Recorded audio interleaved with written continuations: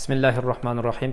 Mына бүгін Ош шаарындагы Умма Мухаммад Куран жаттатуу медресесине Нурсултан досубуз аркылуу Америкада иштеп жүргөн Алмазбек байкенин жөнөткөн белектери келди. Мына ушу биздин медресебизге арналган 40 хадис деген китеп келди. Буну биз өзүбүздүн балдарыбызга таркатып беребиз жана бул китеп биздин окуу программабызда окутулат. Бүгүн 14 октябрь 2022 жыл. Алмаз байке, сизге терең ыраазычылык айтабыз. Жалпы эле Умма Мухаммад Куран жаттатуу медресесинин мугалимдер жамааты, студенттер жамааты жана жетекчилик катары сизге терең ыраазычылык билдиребиз. Аллах Таала ишиңизге ийгилик берсин, эки дүйнө жакшылыгын берген болсун.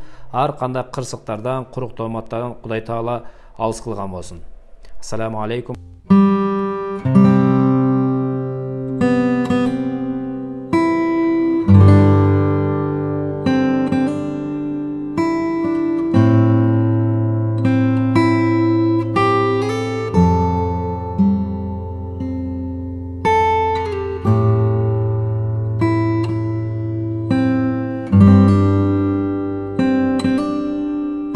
Assalamu alaikum wa rahmatullahi wa barakatuh. Урматтуу Алмаз байке, Ош шаарындагы Умма Мухаммад медресесине жөнөткөн хадияңыздарды, китебиңиздерди алдык.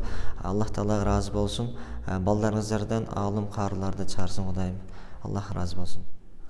Ассаламу алейкум ва рахматуллахи ва баракатух. Америкада жүргөн бир тууганыбыз Алмаз байке. Алыста жүргөнүңүзгө карабай, бизди ойлоп хадия кылгансыз. Хадияңыз келди, алдык. Аллах ыраазы болсун, сиздердин иштериңизге ийгилик берсин.